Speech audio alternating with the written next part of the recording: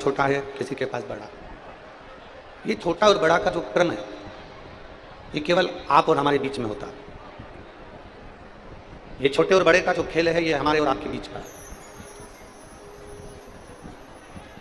कपड़ा छोटा बड़ा हो सकता है, रोटी छोटी बड़ी हो सकती है, मकान छोटा बड़ा हो सकता है, गाड़ी छोटी बड़ी हो सकती है। और शिव महापुराण की कथा कहती है कि मेरे देवाधिदेव महादेव की करुणा कभी छोटी नहीं होती, जैसी है वो वैसी ही रहती है। उसकी करुणा, उसकी दया, उसका वात्सल्य जैसा एक के लिए है वैसा सबके लिए। जैसे माँ, जैसे घर की जो माँ होती है ना, उसके अगर 4 बेटे हैं, उसके 5 बेटे हैं, तो घर की माँ बराबर का दूध। माँ अपने बेटे में कभी भेद नहीं करा कि मैं बड़े वाले को ज़्यादा दूध पिलाऊंगी, छोटे को नहीं पिलाऊंगी, छोटे को पिलाऊंगी तो मंझले को नहीं पिलाऊंगी, मंझले को पिलाऊंगी तो संजले को नहीं पिलाऊंगी ना। जो महापुराण की कथा कहती है, माँ अपने बच्चों को बराबर का दूध पिलाती है, माँ अपने बच्चों को बराबर का स्तनपान कराती है, माँ अपने बच्चों को बराबर की परवरिश करती है। बस ये बच्चे पर आधारित है। एक माँ के 4 बेटे। थोड़ा ध्यान देना कथा की ओर। मात्र 2.5 घंटे की कथा आपको मिलती है, उस पर बहुत ध्यान दो, बहुत। एक माँ के 4 बेटे और माता के चारों बेटे को माँ पढ़ा भी रही है, भोजन भी करा रही है, उनको अच्छे से रख भी रही है, उनको श्रेष्ठता में रखने का प्रयास भी कर रही है। अब माँ ने एक बेटे को स्कूल में डाला, दूसरे बेटे को स्कूल में डाला, तीसरे बेटे को स्कूल में डाला, चौथे बेटे को स्कूल में डाला। माँ का काम क्या है? उसने स्कूल में उसको दाखिला दिला दिया, स्कूल में उसने एडमिशन करा दिया। अब माँ 24 घंटे तो स्कूल में नहीं बैठी रहेगी। बोलो मेरी चीज़ें सही है कि गलत है? बोलो, जम के बोलो जरा। आप में से कितनी माताएं जो 24 घंटे स्कूल में बैठी रहे बच्चे के? कोई बैठ सकता है? नहीं। माँ का काम है, माँ ने बच्चे को स्कूल में एडमिशन दिला दिया। माँ का काम है, माँ ने बच्चे को स्कूल में दाखिला दिला दिया। अब बच्चे का काम है कि वो कितना ग्रहण करता है, कितना लेता है और कितना उस पर चलता है। 4 बेटे, चारों की बुद्धि अलग है, 4 बेटे, चारों के विचार अलग हैं, 4 बेटे, चारों का क्रम अलग है। अब उसके ऊपर आधारित है कि वो किस तरह से उस विद्या को ग्रहण करता है। अब उसके ऊपर आधारित है वो क्या ग्रहण कर रहा है, कितना ले रहा है और कितना अपनी जिंदगी में उतार रहा है। और 4 बेटों में से कोई बेटा तो डॉक्टर बन जाता है, कोई बेटा इंजीनियर बन जाता है, कोई बेटा किसान बन जाता है, कोई बेटा दुकान खोल लेता है। कारण वो कितना ग्रहण करा, उसने कितना लिया है, ये उसके ऊपर आधारित होता है, उसके ऊपर। उसी तरह रोटी छोटी हो सकती है, बड़ी हो सकती है, कपड़ा छोटा हो सकता है, कपड़ा बड़ा हो सकता है, गाड़ी छोटी हो सकती है, गाड़ी बड़ी हो सकती है, बंगला छोटा बड़ा हो सकता है, पर मेरे भोलेनाथ एक बराबर की करुणा, एक बराबर की दया मेरे भोलेनाथ संपूर्ण पृथ्वीवासियों पर बनाकर रखते हैं। संपूर्ण पृथ्वी सब पर मेरे प्रभु की कृपा एक जैसी। सब यहां कोई छोटा नहीं, कोई बड़ा नहीं, यहां सबके प्रति समभाव मेरे देवाधिदेव महादेव का, सबके प्रति। बस इतना जरूर है कि किसी के पास में धन ज्यादा है और किसी के पास में धन कम है। इसमें दोष देवाधिदेव महादेव का नहीं है, इसमें दोष मेरे शंकर भगवान का नहीं है, इसमें दोष मेरे महादेव का नहीं है, इसमें दोष मेरे शंभू का नहीं है, इसमें दोष है आपका और हमारा। हमने पूर्व में जो कर्म करा है, हमने पूर्व में जैसा करा उसके अनुसार आज हमको प्राप्त हुआ है, और आगे हम जो करेंगे वैसा हमको अगले जन्म में जरूर प्राप्त होगा। ये हमारे कर्म के अनुसार। और मत बुरे कर्म कर बंदे वरना बचताएगा, भगवान की आंखों से तू बच नहीं पाएगा, तू बच नहीं पाएगा। अरे ओ अज्ञानी मत करना दानी, अरे ओ अज्ञानी मत करना, तेरे कर्म का फल भी तू ही पाएगा, जैसा किया तूने तेरे आगे आएगा। मत बुरे कर्म कर बंदे वरना पछताएगा, भगवान की आंखों से तू बच नहीं पाएगा, तू बच नहीं पाएगा। हम जैसा कर्म करेंगे उसके अनुसार हमें फल की प्राप्ति। हमने अच्छा कर्म किया, हमें अच्छा मिला। पूर्व में हमने कहीं गौ माता को रोटी दी होगी, पूर्व में कहीं हमने किसी भूखे को भोजन कराया होगा, पूर्व में कहीं हमने किसी को सहयोग दिया होगा तो आज हमको भी भरपेट भोजन मिल रहा है, हमारे कर्म के अनुसार, हमारे कर्म के अनुकूल।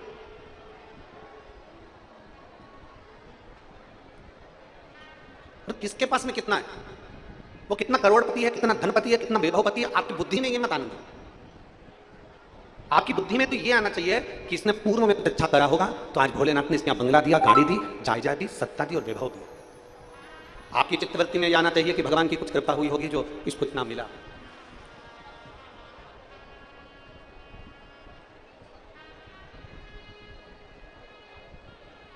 पूर्व का हमारा कोई कर्म होता है जिसके कारण हमें कुछ अच्छा प्राप्त होता है। चलो एक सरल भाषा से अपन समझे, बहुत सरल भाषा से।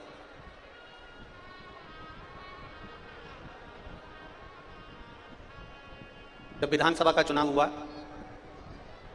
और विधानसभा के चुनाव के बाद में रिजल्ट आया और बहुत सारे लोग जीत गए, बहुत सारे। अब कोई का मन था कि ये मुख्यमंत्री बनेंगे, कोई का मन था कि ये मुख्यमंत्री बनेंगे, कोई का मन था कि ये मुख्यमंत्री बनेंगे, कोई का मन था, चाहे मध्य प्रदेश देख लो, चाहे राजस्थान देख लो, चाहे छत्तीसगढ़ देख लो, सबके अपने अपने नाम चल रहे थे कि ये मुख्यमंत्री बनेंगे, वो मुख्यमंत्री बनेंगे, ये मंत्री बनेंगे, वो मंत्री बनेंगे। पर जिसके ललाट पर उस परमात्मा ने लिख कर भेजा होता है वही उस कुर्सी पर पद पर प्रतिष्ठा पर बैठता है।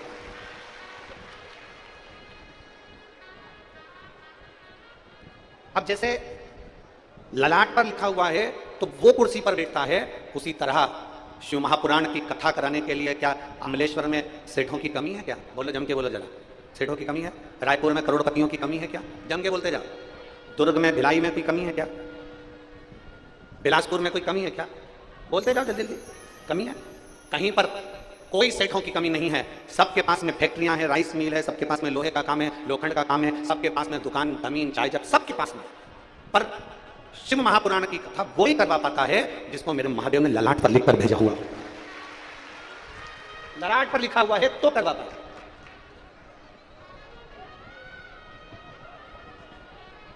बिना ललाट पर लिखे कोई करवा भी नहीं सकता। एक बार की बात है, हम गुड़ियारी में कथा कर रहे थे, बसंत जी अग्रवाल जी कथा करवाए थे और बसंत जी जब कथा करवा रहे थे तो उन्होंने दूसरे दिन हम उनकी बहन जो मकान उन्होंने बनाया था दीदी वाला, उस मकान में ऊपर ठहरे हुए थे। दूसरे दिन बसंत जी आए और उन्होंने एक प्रश्न किया, गुरुदेव एक प्रश्न है। हमने पूछा क्या प्रश्न है? तो कहा गुरुदेव हमने बिल्कुल नहीं सोचा था कि हम शिव पुराण की कथा करवाएंगे, हमारे बिल्कुल दिमाग में नहीं था ये कि हम शिव महापुराण की कथा करवाएंगे, पर एकदम प्लान बन गया और एकदम गुड़ियारी में कथा हो गई। ये कैसे हो सकता? उस समय भी हमने बसंत जी से एक ही बात कही थी कि ये भाग्य में भोलेनाथ जी सील लगाकर भेजते हैं, वही शिव पुराण की कथा करवा सकते। और आज वो योग लगा है श्री पवन खंडेलवाल जी का, आज वो योग लगा है श्री विशाल खंडेलवाल जी का, श्री खेमलाल साहू जी का, श्री मोनू जी साहू जी का, श्री सागर खंडेलवाल जी का, आज वो योग लगा। तो तुम भी ये विचार कर रखना कि तुम्हारे ललाट पर मेरे बाबा ने सील लगाकर भेजी थी कि शिव महापुराण की कथा करवा, शिव पुराण की कथा करवाओ। ये उसकी कृपा के बिना नहीं हो। और जितने लोग कथा श्रवण करने बैठे हैं, जितने आस्था चैनल पर सुन रहे हैं, जितने फेसबुक पर सुन रहे हैं, जितने इस पंडालों में बैठकर सुन रहे हैं, चिलचिलाती हुई गर्मी में छाता लगा लगा कर कथा को श्रवण कर रहे हैं, आप अपने स्मरण में रखना करोड़ों लोग रहते हैं छत्तीसगढ़ में। रायपुर पूरा भरा पड़ा हुआ है, नई नई शहर बसता जा रहा है, अमलेश्वर बढ़ता चले जा रहा है, ढेर सारे भक्त, ढेर सारे मनुष्य इस पृथ्वी पर रहते हैं, परंतु मेरा भोलेनाथ इस कथा के पंडाल में उसी को बुलाता है जिसके मस्तक पर उसने सील लगा दी होती है कि ये मेरा अपना है, जिसके मस्तक पर सील लगा दी गई है कि ये मेरा अपना है।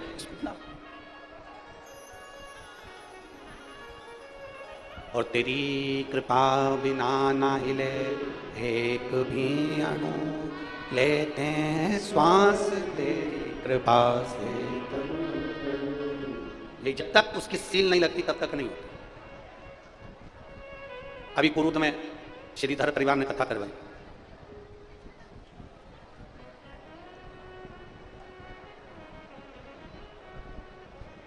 श्रीधर परिवार ने कथा कराई तो उनके मन में भी एक भाव था, गुरुदेव हमारे पास इतना नहीं, फिर भी भोले बाबा कथा करवा रही है, जिसको पकड़ता है वो।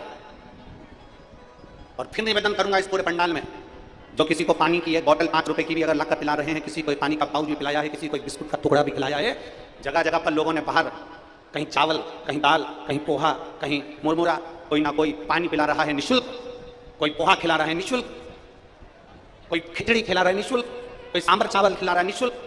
और यहाँ पर भी कई बच्चे, कई माताएं कोई टॉफी दे रही है, कोई बिस्कुट दे रहा है, कोई कुछ दे रहा है। आप अपनी छोटी सी डायरी में एक बिल्कुल छोटी सी डायरी में लिख कर रखना कि हमने 27 तारीख से कथा चालू हुई थी अमलेश्वर में, 29 तारीख को मैंने दोपहर में 1 बजे किसी शिव भक्त को बिस्कुट का टुकड़ा खिलाया था 5 रुपए का, और अगली कथा जब मंडई में हो 18 तारीख से, तब हमको बताना कि तुम्हारा वो बढ़कर 1000 गुना हुआ कि नहीं। उसको बताना जरूर कि वो तो बढ़ा कि नहीं बढ़ा। एक बात याद रखना, अभी तक तुमने जो खर्च किया वो दुनिया वालों पर किया, परिवार में किया, बेटी पर किया, दामाद पर किया, बेटे पर करा, बहू पर करा, पोता पोती पर करा, नाती पंती पर करा, रिश्तेदारों पर करा। अभी तक जो तुमने खर्च किया वो दुनिया वालों के लिए करा। और अभी 7 दिन 27 तारीख से लेकर 2 जून तक जो तुम 1 रुपया भी खर्च कर रहे हो वो महादेव के लिए खर्च कर रहे हो, तो वो कभी खाली नहीं जा सकता, वो कभी खाली नहीं। वो कितना बढ़ेगा उसका कोई भरोसा नहीं।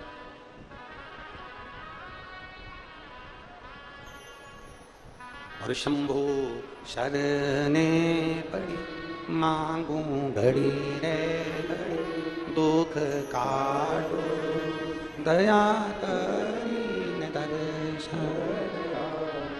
वो कितना बढ़ेगा आपको भी अंदाजा नहीं।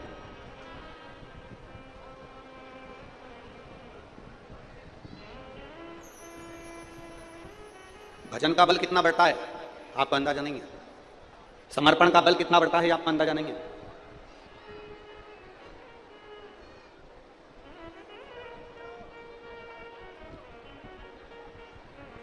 कुरूद में श्रीधर परिवार कथा करवाया तो उनकी बेटी ने प्रश्न किया था, हम जो भगवान को देते हैं वो भगवान स्वीकार करता है? हम जो भगवान को दें वो भगवान स्वीकार करता है? हमने श्रीधर परिवार की उस बेटी से कहा कि अगर पूर्ण समर्पण से दिया गया है ना तो भगवान उसको स्वीकार जरूर करता है। अधूरा समर्पण होगा तो शिव स्वीकार नहीं करेगा। अब अधूरा समर्पण किसको कहते हैं? अगर वो बेटियां कथा सुन रही हो श्रीधर परिवार की तो वो भी कथा में सुने और आप भी सुने कि अधूरा समर्पण किसको कहते हैं। पूर्ण समर्पण और अधूरे समर्पण में अंतर किसको कहते हैं? और समझने की कथा है, समर्पण की शिव पुराण है। वो तो हाटकेश्वर महादेव की कृपा से मखारू गंगा के तट पर ये कथा चल रही है और आप लोगों को मिली है तो इसको सावधानी से स्मरण करिए। अधूरा समर्पण और पूर्ण समर्पण किसको कहा गया? कहां जा रही हो? मंदिर। क्या लेकर जा रही हो? फूल। तुम्हारे घर के बगीचे में फूल लगे? नहीं। फिर कहां से लाई? पड़ोसी के यहां से तोड़कर। अब जरा समझिएगा, बहुत समझने वाला विषय है। फूल पड़ोसी के घर के तोड़े, कहीं पेड़ लगा था वहां से बेलपत्री तोड़ ली, कहीं से पत्ती तोड़ ली, कहीं से पुष्प तोड़ लिया और तोड़ के सिर पे पल्लू लेके भगवान को ऐसे चढ़ा रही कि 10 रुपए खर्च करके खुद लाई, खुद स्वयं। अब बताओ, फूल किसका? बोलते जाओ, जल्दी बोलो। पड़ोसी का। पत्ती किसकी? पड़ोसी की। चढ़ा कौन रहा है? तुम। और सरल भाषा में समझ जाओ, पीपल के पेड़ की पूजन करने गई थी, वट सावित्री की पूजन करने गई थी, आंवले के पेड़ की पूजन करने गई थी, माँ किसी की लगी लगाई थाली मिल गई, कंकुर रोली मोली चावल हल्दी सब रखा था, और इतने में तुझे लगी लगाई थाली मिल गई और वो बेचारी महिला तो पूजन कर रही थी और उसी की थाली में से फूल लेके सब चढ़ा दिया। अब बताओ ईमानदारी से, सावित्री मैया खुश होगी तेरे से?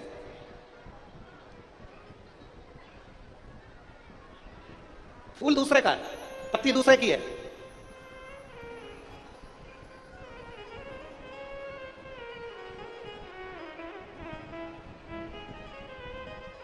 हमारे जो पंडित लोग रहते हैं ना, हम जहाँ ठहरते हैं तो वहाँ हमारे पंडित लोग ब्राह्मण जन जजमान को बता देते हैं कि देखो गुरु जी यहाँ ठहरे हैं, ठाकुर जी की सेवा चलेगी, कल्लू जी की, शालिग्राम जी की सेवा चलेगी, भोलेनाथ जी की सेवा चलेगी।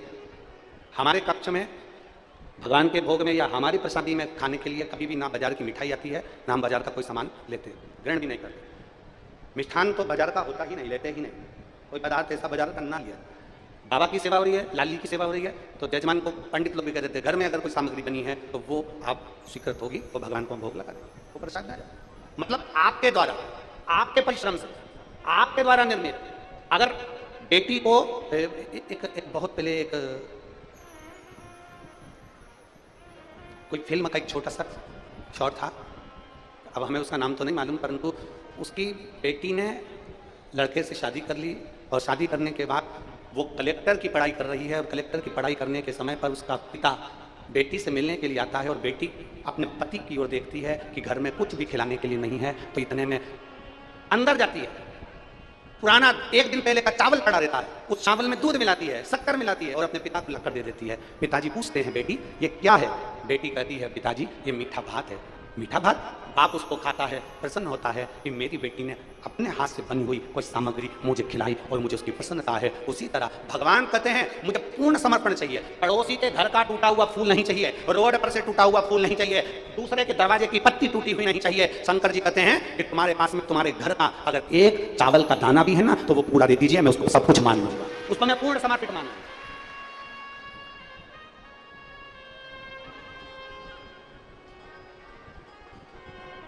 हम उसको पूर्ण समर्पित मानेंगे।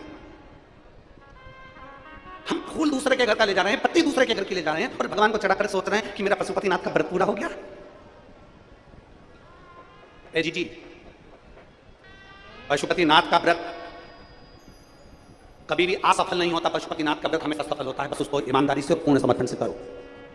इसलिए हमने पशुपतिनाथ के व्रत में बार बार आप लोगों को कहा घर में भोजन तैयार करो, मीठे का सामग्री, खीर बनाओ, हलवा बनाओ, सीरा बनाओ, मीठा चावल बनाओ, तुम जो बनाना है वो घर में बनाओ, थोड़ा बनाओ, भले जितना भगवान को भोग लगाना है उतना बनाओ। फिर हमने कहा अपने पास जो हो, जब तुम्हारे 5 व्रत पूर्ण हो जाए अपने पास जो हो, फूल हो तो फूल, पंखड़ी हो तो पंखड़ी, मूंग हो तो मूंग, चावल हो तो चावल, 108 वो समर्पित करो जो अपना है, जो अपने पास है।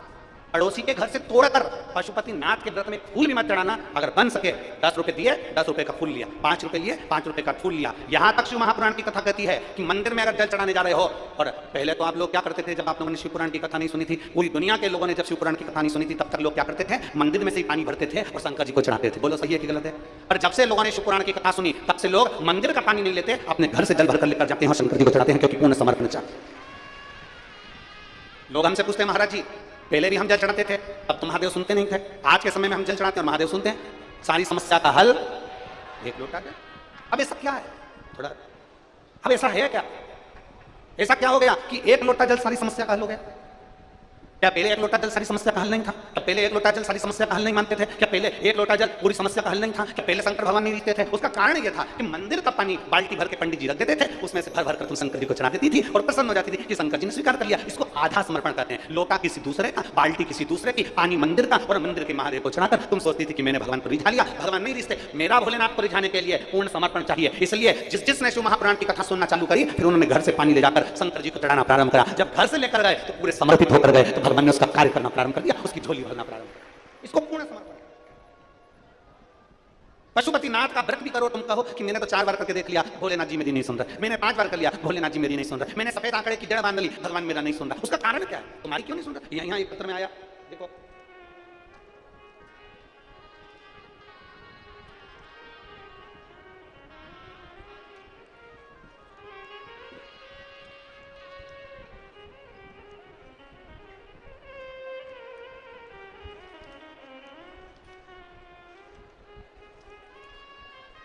शंभो शरणे।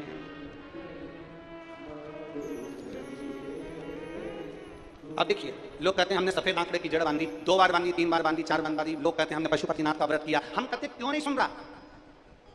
अपनी गलती को तो छाटो कि हमने किसी के दरवाजे का फूल तो नहीं तोड़ लिया, हमने कहीं किसी के यहाँ की पत्तियां तो नहीं तोड़ ली और तोड़कर हम भगवान को रिझाने चले गए, उसमें से हमारा आधा समर्पण समाप्त हो गया। इसमें लिख रही है मैं पूर्णिमा राम भरोस साहू, ग्राम लारीपारा, कोटा, जिला बिलासपुर, छत्तीसगढ़ की रहने वाली हूँ। कहीं बैठी हो तो हाथ हिला सकती हूँ।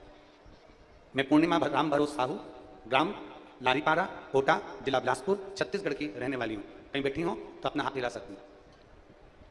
मेरी शादी 2002 में हुई थी, 21 साल हो गए, संतान का सुख नहीं हुआ। कहीं बैठी हैं? क्लोज करिए कैमरे में, हाँ दिख गए, ठीक है। आइए बच्चे को लिया बेटा। मैं पूर्णिमा राम भरोस साहू, ग्राम लारीपारा, 2002 में हमारी शादी हुई, 21 साल हो गए, हमारे यहाँ औलाद नहीं हुई। गुरुदेव डॉक्टर के हिसाब से मेरी बच्चेदानी में टीबी हो गई थी, बच्चेदानी में टीबी हो गई थी, तब मेरा बच्चेदानी पूरी खराब हो गई थी और डॉक्टर ने कह दिया था तुम्हारी औलाद कभी नहीं हो सकती। जब औलाद का सुख नहीं है तुम्हारे जीवन में गुरुजी, तब मेरे चाचा रामकुशल साहू और चाची श्रीमती सुशीला देवी ने बताया कि टीवी पर प्रदीप मिश्रा कथा करता है, और प्रदीप मिश्रा जी कथा करते हैं, शिव महापुराण की कथा होती है, तो आसन लगाकर टीवी के सामने कथा सुनने बैठ जा। हम दोनों पति पत्नी ने टीवी के सामने बैठकर आसन लगाकर कथा सुनी, पशुपतिनाथ का व्रत किया गुरुदेव। एक व्रत में आप कहते हो कि समर्पण पूर्ण होना चाहिए, उस व्रत में मैंने हो सकता है कोई गलती कर दी हो, पर दूसरा व्रत जब कराना गुरुदेव, तो मैंने अपने घर की सामग्री, घर का सामान जो मिलता था मेरे घर में, वो मैं ले जाकर बाबा को समर्पित करी, और बाबा ने ऐसी कृपा करी गुरुदेव, 21 साल के बाद मेरे घर में बाबा ने 2023 में पुत्र रत्न की प्राप्ति करी। 21 साल के बाद मेरे घर में बेटा दिया है मेरे बाबा ने, 21 वर्ष के बाद। जिसके गर्भाशय में टीवी हो गई, गर्भाशय पूरा खराब हो गया, गर्भाशय पूरा बेकार हो गया, डॉक्टर ने कर दिया कि औलाद नहीं हो सकती। आप आए नहीं, सुबह हो गई, मेरी पूजा की थाली धरी की धरी रह गई। क्यों नहीं आए? क्या कमी रह गई? कौन सी कमी है हमारी पूजन में? कौन सी कमी? आप आए नहीं और सुबह हो गई, मेरी पूजा की थाली धरी की धरी रह। क्यों नहीं आते? इसलिए कभी आप भी विचार करिए। ए मेरी छत्तीसगढ़ की जीजियों, मेरी अमलेश्वर की माताओं, मेरे भाई, मेरे जीजाओं, कभी विचार करना, अपने भीतर कभी विचार करिएगा कि मैं भी रोज मंदिर जाती हूँ, रोज प्रणाम करती हूँ, रोज पशुपति व्रत भी करती हूँ, मैंने ये प्रयोग भी करा, पर मेरे बाबा ने मेरी सुनी क्यों नहीं? क्या कमी है? एक पत्र है,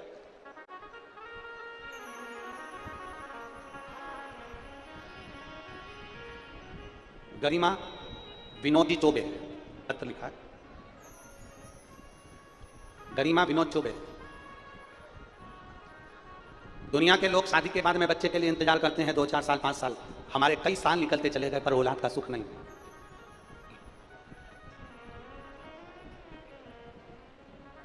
गरिमा विनोद चौबे, हाथ हिलाओ, श्री शिवाय नमस्ते जी। लिया, इस बच्चे को भी लिया, आ जाइए लेके। लोग 2-4 साल इंतजार करते हैं बच्चे के लिए, 5 साल इंतजार करेंगे, 6 साल इंतजार करेंगे, 7 साल इंतजार करेंगे, 8 साल इंतजार करेंगे। हमारे यहाँ बच्चे का सुख ही नहीं हुआ, संतान का सुख ही नहीं है। फिर हमने गुड़ियारी की कथा पंडाल में बैठकर सुनी, और गुड़ियारी की कथा पंडाल में बैठकर सुनी, और उसी पंडाल में बैठकर हम रोज कथा सुनते, हमको पंडाल में जगह नहीं मिलती, हम रोड पर बैठ जाते, वहां की मिट्टी को हम हमारे गर्भ पर लगा लेते, और गर्भ पर लगाकर बाबा को प्रार्थना करते, बाबा कई साल निकल गए, बाबा मेरी गोद भर दो, बाबा कृपा करो। और आपकी व्यासपीठ पर भरोसा करा, आपकी बात पर भरोसा करा गुरुदेव, और आज बाबा की कृपा से कई साल निकलने के बाद मेरे बाबा ने मेरी गोदी भर दी और मेरे घर में संतान की प्राप्ति। यह शिव तत्व है, ये शंभु हो गई है, एक विश्वास की प्रबलता लगी। और मेरी अमलेश्वर की जीजियों और मेरे जितने आस्था चैनल पर मेरी माताएं, मेरी जीजियां, मेरे जीजा, मेरे भाई, मेरी बहन कथा सुन रहे हैं, आपका समर्पण पूर्ण रखिए, पूर्ण समर्पण। यहां पर कई माताएं तो ऐसी बैठी हैं, कई भाई ऐसे बैठे हैं जिनके घर में बगीचे में फूल लगे हैं, पर वो दूसरे के घर का ही फूल तोड़ के ले जाते हैं, अपना गुलदस्ता बेकार नहीं होने देते, अपने घर का बगीचा बेकार नहीं होने देते। अब बोलो तो सही है कि गलत है? अरे बोलो बोलो जरा जम के, अपने को किसी से डरना नहीं है, बिल्कुल सही बोलना चाहिए। सत्यम शिवम सुंदर। अपने घर में बगीचे में फूल लगे, अपने छोटे से पौधे में फूल लगाए, पत्तियां लग रही, सब कुछ लग रहा, पर दूसरे के बगीचे से तोड़ कर ले जाए, अपना समर्पण कहां है? अपना समर्पण कहां है? बहुत प्रबल नियम बनाइए, बहुत प्रबल, बहुत प्रबल नियम बनाओ, और वो नियम इतना प्रबल बनाओ, मेरे भोलेनाथ को रिझाने के लिए मैं अपने घर से जल लेकर जाऊं, अपने घर से। हमारे पास में जैसा जल है वैसा हम भगवान को समर्पित करें, और शिव जी को चढ़ाया गया जल हमारा बदलेगा कल, ये निश्चित है, निश्चित। जैसा हमारे पास में वैसा हम बाबा को समर्पित करें, वैसा।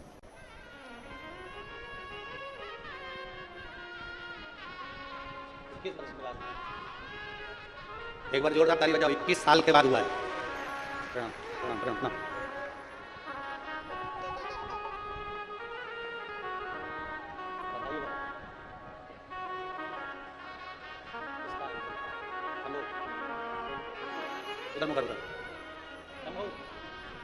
जोरदार ताली बजाएं। 21 वर्ष के बाद देवरिद्ध महादेव की कृपा से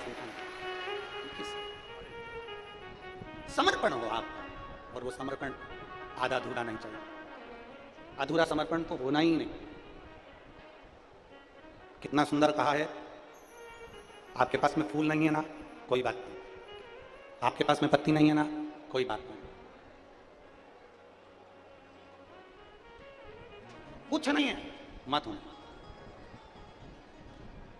दिल तो है, बोलो तो जम के। और वो वाला दिल नहीं चाहिए जो दूसरे को दे दिया, वो दिल भी नहीं चाहिए।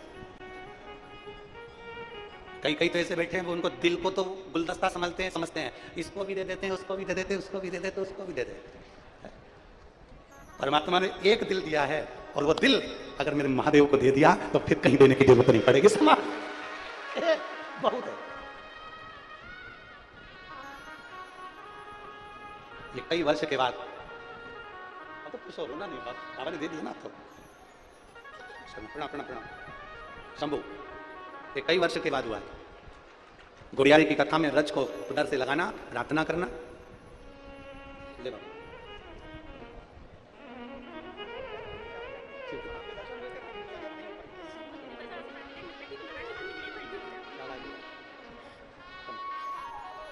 खुश खुश हो तो बाबा ने दे दिया। शंभू शंभू,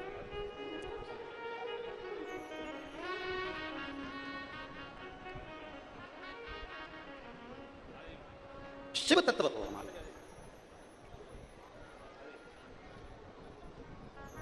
कहां से लाऊं गंगा, कहां से लाऊं यमुना, कहां से लाऊं सरयू अपार पड़ी रे। ओ भोले तेरी सेवा हमसे ना बनी, मेरे बाबा तेरी सेवा हमसे ना बनी। कहाँ से लाऊं लड्डू, कहाँ से लाऊं पेड़ा, कहाँ से लाऊं लड्डू, कहाँ से लाऊं पेड़ा, कहाँ से लाऊं बर्फी वो शक्कर चढ़ी रे, कहाँ से लाऊं बर्फी वो शक्कर चढ़ी रे। मेरे बाबा तेरी सेवा हमसे ना बनी, भोले बाबा तेरी सेवा हमसे ना बनी। हम कहाँ से लाएं? नहीं है हमारे पास में गंगा का जल।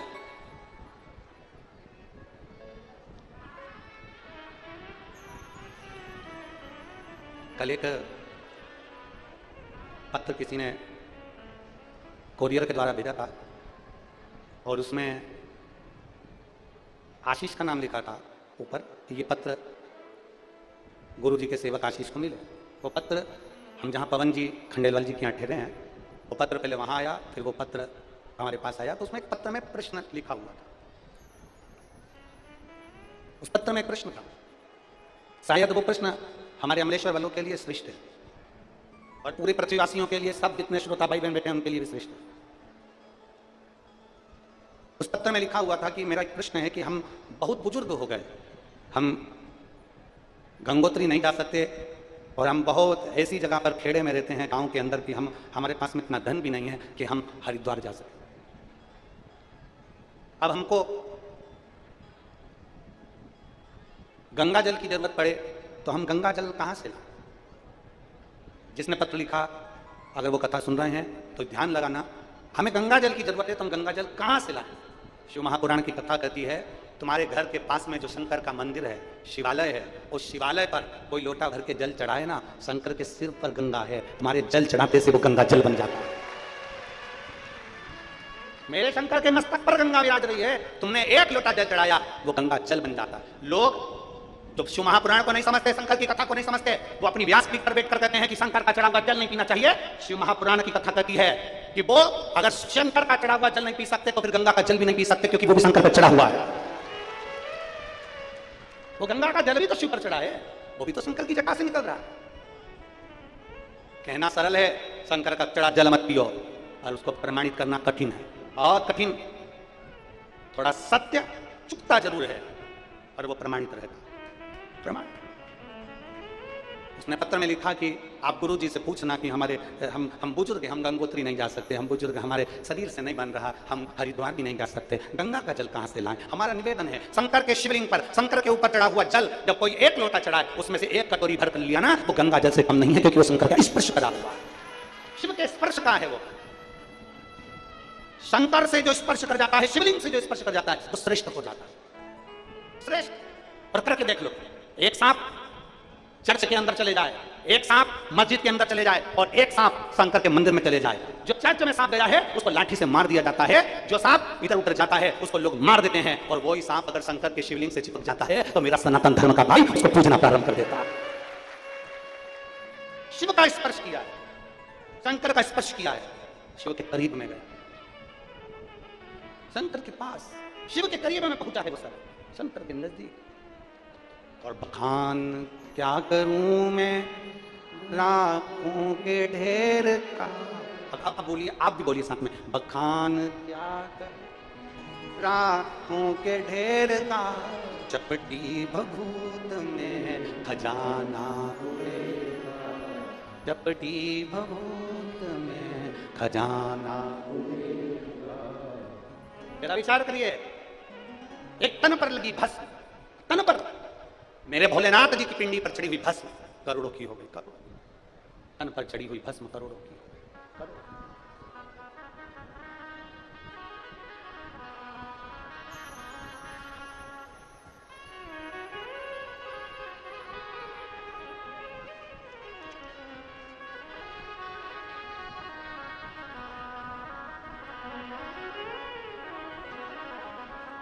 आओ तरस दिखाओ भोलेनाथ, तुझे तेरे लाल बुलाते हैं।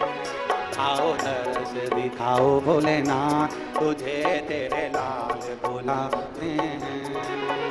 आओ तरस दिखाओ भोलेनाथ, तुझे तेरे लाल बुलाते हैं। आओ तरस दिखाओ,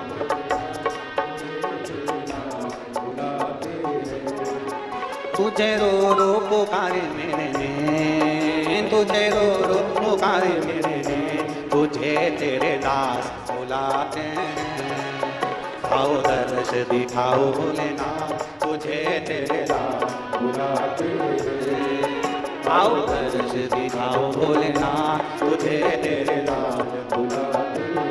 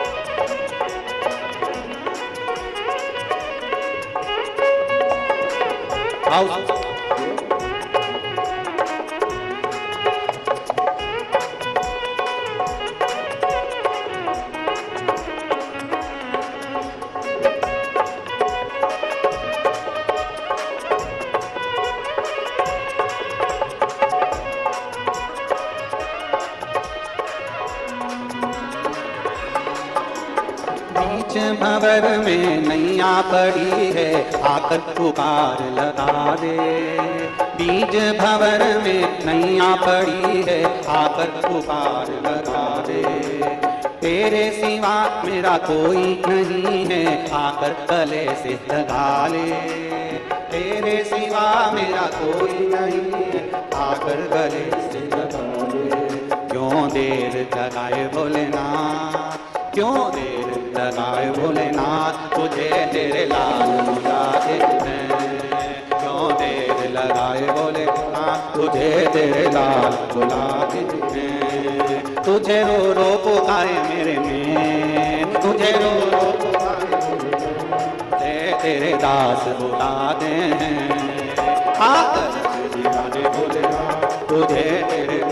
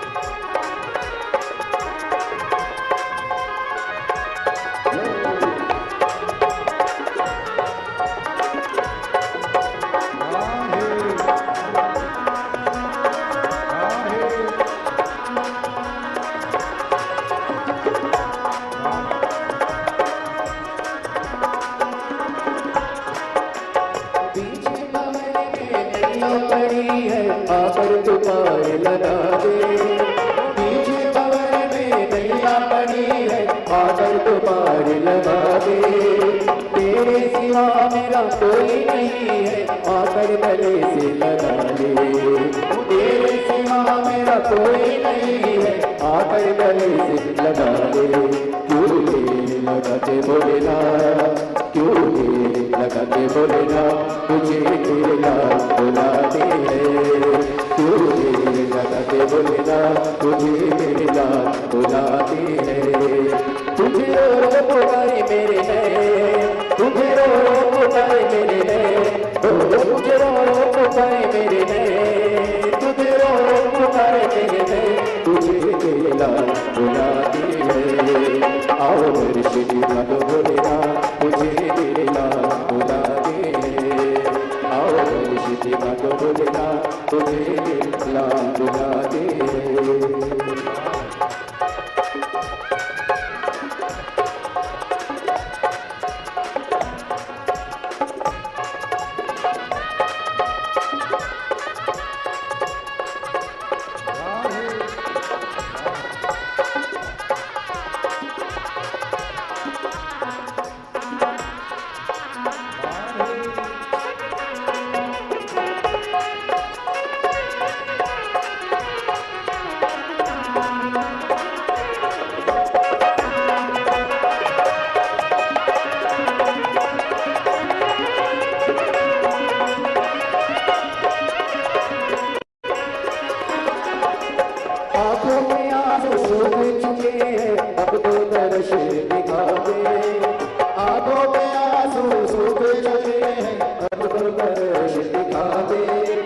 कब से खड़े हैं कर तेरे मन की तो प्यास बुझा के।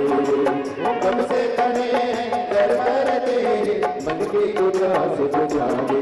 तेरी लीला निराली बोलेना, तेरी लीला निराली बोलेना, तुझे तेरे लाल बुलाते हैं। तेरी लीला निराली बोलेना, तुझे तेरे लाल बुलाते हैं। तुझे रो रो पुकारे बोलेना, तुझे रो रो पुकारे मेरे हाथ, तेरे दास बुलाते हैं। आदर्श दिखाज भोलेनाथ, तुझे तेरे लाल बुलाते हैं। आदर्श दिखाज भोलेनाथ, तुझे तेरे लाल बुलाते हैं। आदर्श दिखाज भोलेनाथ, तुझे तेरे लाल बुलाते हैं। आदर्श दिखाज भोलेनाथ, तुझे तेरे लाल बुलाते हैं। तुझे तेरे लाल बुलाते हैं, तुझे तेरे लाल बुलाते हैं, तुझे तेरे लाल बुलाते अपने स्थान पर बैठकर भगवान शिव जी से अपने मन की बात बड़े भाव के साथ दिल से बाबा को प्रार्थना करिए, बाबा को विनय करिए, बाबा उसको स्वीकार जरूर करें।